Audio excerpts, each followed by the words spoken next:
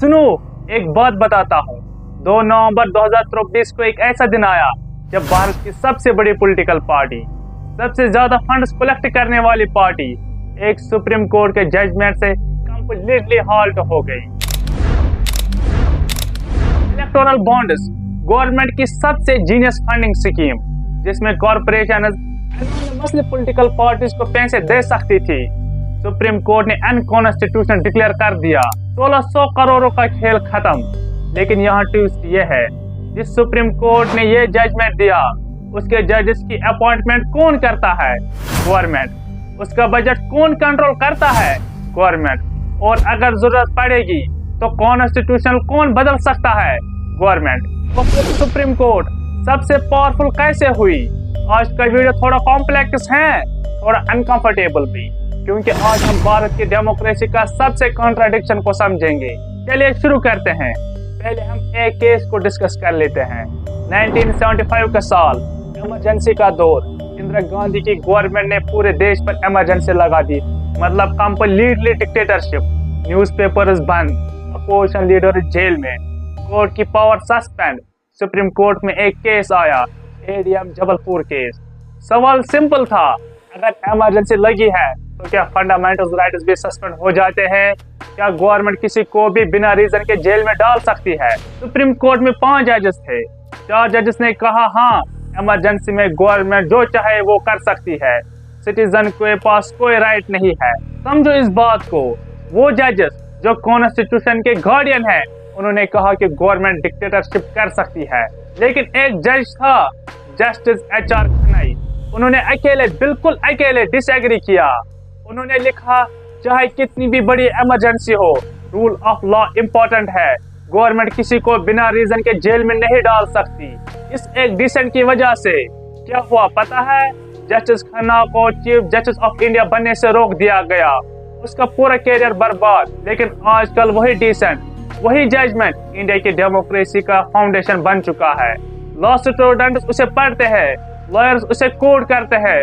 और ये कहानी इसलिए इम्पोर्टेंट है क्योंकि ये बताती है सुप्रीम कोर्ट की असली पावर कॉन्स्टिट्यूशन के पेजेस में नहीं, इसमें बैठने वाले लोगों की करेज में होता है। अगर जजेस में करेज नहीं है, सुप्रीम कोर्ट सिर्फ एक बिल्डिंग है, उसके सिवा कुछ भी नहीं। चलो अब जानते हैं कॉन्स्टिट्यूशन एक्चुअली क्या कहता है। India entire system is based on 3 pillars of democracy. हाँ, मैं जानता हूँ कि मीडिया को 4th पिलर ऑफ डेमोक्रेसी कहा जाता है, लेकिन जो आजकल मीडिया कर रहा है उसको देखकर ये बोलना media is the 4th pillar of democracy, ये डेमोक्रेसी की सबसे बड़ी तौहीन है। डेमोक्रेसी में पहला है लेजिस्लेचर, मतलब पार्लियामेंट, विधानसभा। इनकी रेस्पॉन्सिबिलिटी क्या है? लॉज बनाना। अगर रोड पर स्पीड लिमिट लगानी है, टैक्स सिस्टम बनाना है, एजुकेशन पॉलिसी बनानी है, ये सब पार्लियामेंट डिसाइड करेगी। और दूसरा है एग्जीक्यूटिव, मतलब गवर्नमेंट, ब्यूरोक्रेसी और पुलिस। इनकी रेस्पॉन्सिबिलिटी, जो लॉ बना है उसको इम्प्लीमेंट करो। पार्लियामेंट ने लॉ बनाया कि हेलमेट कंपलसरी है, तो पुलिस उसको एनफोर्स करेगी। तीसरा है जुडिशरी, मतलब कोर्ट्स, सुप्रीम कोर्ट्स। इनकी रेस्पॉन्सिबिलिटी है चेक करो कि लॉ सही बना है या गलत, कॉन्स्टिट्यूशन के अगेंस्ट तो नहीं है। अगर पार्लियामेंट गलत लॉ बना दे तो सुप्रीम कोर्ट उसको स्ट्राइक डाउन कर सकता है। इसको कहते हैं सेपरेशन ऑफ पावर। थ्योरी में एकदम परफेक्ट है ना? 3 ब्रांचेस, तीनों इंडिपेंडेंट, तीनों एक दूसरे को चेक करते हैं, लेकिन रियलिटी बहुत अलग है। और यही सबसे बड़ी इंटरेस्टिंग चीज है, क्योंकि कागज पर तो सब कुछ परफेक्ट दिखता है, लेकिन एक्चुअल पावर गेम काफी अलग है। चलिए पहले समझते हैं गवर्नमेंट के पास कितनी ताकत है। पहले बात समझो, सुप्रीम कोर्ट में जजेस कौन बनाता है? ऑफिशियली तो कोलिजियम सिस्टम है, मतलब सीनियर मोस्ट जजेस मिलकर डिसाइड करते हैं कि कौन जज बनेगा। It sounds fair, right? जजेस खुद डिसाइड करते हैं, लेकिन फाइनल अप्रूवल गवर्नमेंट देती है। तो क्या होता है प्रैक्टिकली? गवर्नमेंट अगर किसी जज के नाम से खुश नहीं है तो सिंपली फाइल पेंडिंग रख दी जाती है। मंथ्स निकल जाते हैं, ईयर्स निकल जाते हैं। 2024 से 26 तक काफी सारे जजेस का नाम रिजेक्ट किया गया है। कुछ नाम उसको 2-3 साल पेंडिंग रखा गया है। कोई एक्सप्लेनेशन नहीं, कोई रीजन नहीं। रिजल्ट क्या हुआ? सुप्रीम कोर्ट में हमेशा 8-10 सीट खाली रहती है। अभी भी 2 जजेस की कमी है। कोलिजियम सिस्टम ने फाइल भेजी है गवर्नमेंट को और वो अभी पेंडिंग है। कम जजेस का मतलब क्या है? कम बेंचेस, कम हियरिंग, कैसे स्लो चलते हैं। तो सोचने वाली बात है, क्या ये कोइंसिडेंस है या एक गवर्नमेंट की स्ट्रेटेजी। अगर जजेस की अपॉइंटमेंट कंट्रोल करोगे तो इंडिपेंडेंटली जुडिशरी को भी आप कंट्रोल कर रहे हो। अब दूसरी पावर समझो, सुप्रीम कोर्ट का बजट कौन डिसाइड करता है? पार्लियामेंट। सुनो ये नंबर्स, 2026-27 में सुप्रीम कोर्ट का टोटल बजट है 622 करोड़ और पार्लियामेंट का बजट है 1492 करोड़। मतलब जो इंस्टीट्यूशन लॉज बनाती है उसको डबल बजट, और जो कॉन्स्टिट्यूशन को प्रोडक्ट करती है उसको हाफ बजट मिला है। सुप्रीम कोर्ट का बजट 622 करोड़ है, लेकिन इंडिया में 5 करोड़ की स्पेंडिंग है। डिस्ट्रिक्ट कोर्ट्स में इंफ्रास्ट्रक्चर कोलैप्स हो रहा है, जजेस की शॉर्टेज है। 622 करोड़ से 5 करोड़ केस सॉल्व करने हैं, मतलब एक केस के लिए 124 रुपए का बजट। सोचने वाली बात है, अगर पैसे ही नहीं है तो जस्टिस कैसे मिलेगा? अगर एक नॉर्मल सिटीजन को कोर्ट में केस लड़ना है तो 10-20 साल लग जाते हैं। तो प्रैक्टिकली जस्टिस हुआ या सिर्फ फॉर्मेलिटी? यह भी एक इनडायरेक्टली कंट्रोल है। अगर जुडिशरी के पास रिसोर्सेज नहीं होंगे तो वो कमजोर होगी। गवर्नमेंट की सबसे बड़ी और सबसे खतरनाक power, article 368, parliament can amend the constitution. मतलब अगर पार्लियामेंट चाहे तो कॉन्स्टिट्यूशन को चेंज कर सकती है। और ये पावर कितनी बार यूज हुई है क्या आप जानते हो? Over 100+ times. कुछ एग्जांपल्स देखो। First amendment 1951, freedom of speech को रिस्ट्रिक्ट कर दिया गया, मतलब गवर्नमेंट ने बोलने की आजादी पर लिमिट लगाया। 42 अमेंडमेंट 1976, इमरजेंसी के टाइम इंदिरा गांधी ने पार्लियामेंट को ऑलमोस्ट अनलिमिटेड पावर दे दी और उसकी पावर कम कर दी। 99th अमेंडमेंट 2014, NJAC यानी नेशनल जुडिशियल अपॉइंटमेंट कमीशन। इसका मतलब था कि जजेस की अपॉइंटमेंट में गवर्नमेंट का डायरेक्ट रोल होगा। सुप्रीम कोर्ट ने इसको अनकॉन्स्टिट्यूशनल डिक्लेयर कर दिया, लेकिन गवर्नमेंट ने तो ट्राई किया था ना। देखो और पैटर्न समझो, अगर गवर्नमेंट के पास मेजॉरिटी है पार्लियामेंट में तो वो कॉन्स्टिट्यूशन को बदल सकती है। तो एक तरफ से गवर्नमेंट के पास अनलिमिटेड पावर है। अब तक हमने देखा गवर्नमेंट जजेस अपॉइंट करती है, गवर्नमेंट बजट कंट्रोल करती है, गवर्नमेंट कॉन्स्टिट्यूशन अमेंड कर सकती है। तो फिर सुप्रीम कोर्ट कैसे पावरफुल हुआ? चलो अब दूसरा साइड देखते हैं। सुप्रीम कोर्ट की सबसे बड़ी पावर और सबसे खतरनाक वेपन, जुडिशियल रिव्यू। इसका मतलब है सुप्रीम कोर्ट किसी भी लॉ को, किसी भी गवर्नमेंट एक्शन को अनकॉन्स्टिट्यूशनल डिक्लेयर कर सकती है। मतलब पार्लियामेंट ने मेहनत करके एक लॉ बनाया, 5 साल लगे, बिलियंस ऑफ बजट, गवर्नमेंट का फेलोशिप प्रोग्राम, सुप्रीम कोर्ट एक जजमेंट में खत्म कर सकता है। एग्जांपल देखो, 2015 NJAC स्टक डाउन। गवर्नमेंट ने 99th अमेंडमेंट पास करके NJAC लाया, पूरी पार्लियामेंट ने वोट दिया, प्रेसिडेंट ने साइन भी किया। सुप्रीम कोर्ट ने कहा अनकॉन्स्टिट्यूशनल, रिजेक्टेड। गवर्नमेंट की 2-3 साल की मेहनत एक जजमेंट में खत्म। 2024 इलेक्टोरल बॉन्ड अनकॉन्स्टिट्यूशनल। 1600 करोड़ की स्कीम पॉलिटिकल पार्टीज को सबसे बड़ा फंडिंग सोर्स, सुप्रीम कोर्ट ने कहा अनकॉन्स्टिट्यूशनल, बंद करो। 2017 privacy is the fundamental right, government Aadhaar implement कर रही थी फोर्सफुली। सुप्रीम कोर्ट ने कहा privacy is a fundamental right, Aadhaar को ऑप्शनल बनाना पड़ेगा। इन मनी केसेस ये पावर इतनी स्ट्रांग है कि गवर्नमेंट की सबसे बड़ी प्लानिंग, सबसे बड़ी स्ट्रेटेजी एक जजमेंट में खत्म कर सकती है। दूसरी पावर, कंटेम्प्ट ऑफ कोर्ट। अगर कोई सुप्रीम कोर्ट के ऑर्डर को फॉलो नहीं करेगा, कंटेम्प्ट ऑफ कोर्ट का केस बन सकता है, मतलब जेल भी हो सकती है। कौन जेल जा सकता है? Ministers, bureaucracy, chief ministers, police officers, theoretically prime minister भी जेल जा सकता है। एग्जांपल देखो, लॉयर प्रशांत भूषण ने ट्वीट किया सुप्रीम कोर्ट के अगेंस्ट, कंटेम्प्ट केस बना। राइटर अरुंधति रॉय ने कोर्ट के ऑर्डर्स को क्रिटिसाइज किया, कंटेम्प्ट नोटिस मिला। मतलब सुप्रीम कोर्ट के ऑर्डर फाइनल और नॉन निगोशिएबल है। अब सुप्रीम कोर्ट की सबसे इंटेलिजेंट और सबसे powerful weapon, 1973 Kesavananda Bharati case. इस केस में सुप्रीम कोर्ट ने एक रिवोल्यूशनरी जजमेंट दिया। कोर्ट ने कहा हाँ, पार्लियामेंट कॉन्स्टिट्यूशन अमेंड कर सकती है, हाँ गवर्नमेंट लॉ बना सकती है, लेकिन कॉन्स्टिट्यूशन का बेसिक स्ट्रक्चर कभी भी बदल नहीं सकती। बेसिक स्ट्रक्चर क्या है?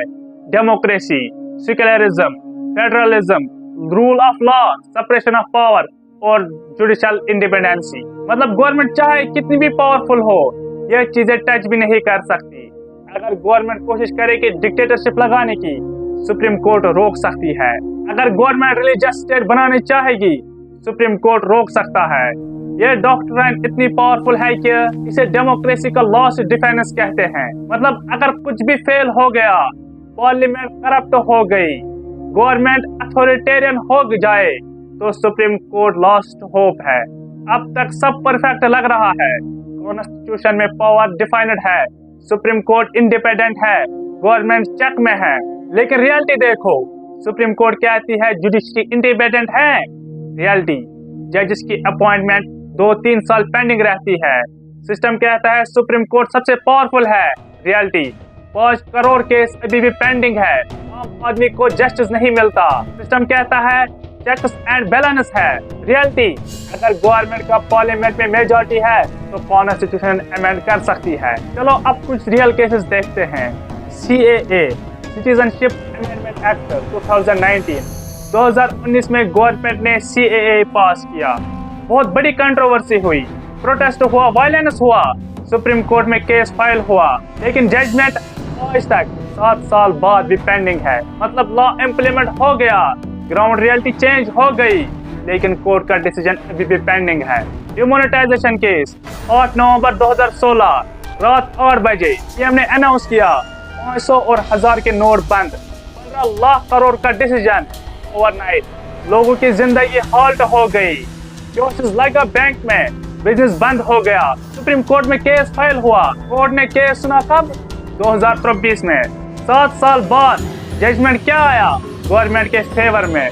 मतलब प्रैक्टिकली डिसीजन ऑलरेडी इम्प्लीमेंट हो चुका था, डैमेज भी हो चुका था। अब जजमेंट का क्या फायदा? गवर्नमेंट ने 3 फार्मर्स लॉ पास किए, फार्मर्स ने प्रोटेस्ट किया, बॉर्डर्स पर बैठ गए, 1 साल तक आंदोलन चला।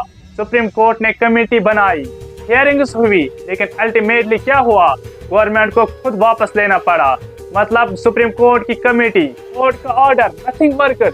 पॉलिटिकल प्रेशर में गवर्नमेंट को स्टेप बैक करना पड़ा। पैटर्न देखा तुमने?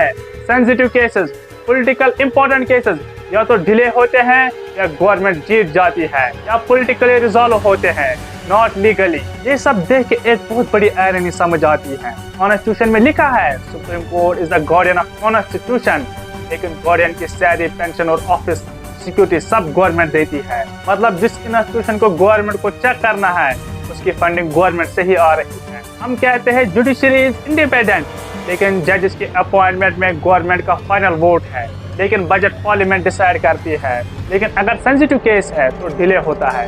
हम सब कहते हैं बुक ऑफ लॉ सबसे ऊपर है, लेकिन 5 करोड़ केसेस पेंडिंग है। आम आदमी को जस्टिस मिलने में 10-20 साल लग जाते हैं। रिच लोग सेटलमेंट करते हैं, पावरफुल लोग के जीत जाते हैं। और सबसे बड़ी आयरनी, जस्टिस HR खन्ना ने इमरजेंसी के अगेंस्ट बोला, कैरियर बर्बाद हो गया। जस्टिस कज्जू ने करप्शन के अगेंस्ट लिखा, ट्रोल हुए। जस्टिस चंद्रचूड़ ने पायरेसी को फंडामेंटल राइट बनाया, लेकिन आज भी आज़ाद मैंडेटरी है काफी जगह। तो क्या ये सिर्फ एक पेपर वर्क है या असली पावर है इसमें? देखो, ये डिबेट इतनी सिंपल नहीं है। अगर तुम पूछो गवर्नमेंट सबसे ज्यादा पावरफुल है या सुप्रीम कोर्ट, तो सिंपल आंसर नहीं है। क्योंकि अगर गवर्नमेंट इतनी पावरफुल है तो 1977 में इमरजेंसी कैसे हटी, इलेक्टोरल बॉन्ड्स कैसे अनकॉन्स्टिट्यूशनल हुए, NJAC कैसे फेल हुआ, प्राइवेसी कैसे फंडामेंटल राइट बना। लेकिन अगर सुप्रीम कोर्ट इतनी पावरफुल है तो 5 करोड़ केस अभी भी क्यों पेंडिंग है? जजेस की अपॉइंटमेंट डिले क्यों होती है? डिमोनेटाइजेशन केस 7 साल के बाद क्यों लगा? CAA केस अभी भी पेंडिंग क्यों है? तो असली बात क्या है? इस डिस्कशन का निचोड़ है, पावर वही होती है जहां पॉलिटिकल विल होती है। अगर जजेस में करेज है, पब्लिक अवेयर है, मीडिया अकाउंटेबल है, तो सुप्रीम कोर्ट सबसे ज्यादा पावरफुल इंस्टीट्यूशन है। लेकिन अगर गवर्नमेंट के पास ब्रूटल मेजॉरिटी है, पब्लिक साइलेंट है, मीडिया कॉम्प्रोमाइज्ड है, तो कॉन्स्टिट्यूशन सिर्फ एक किताब बन जाती है, पावरफुल नहीं।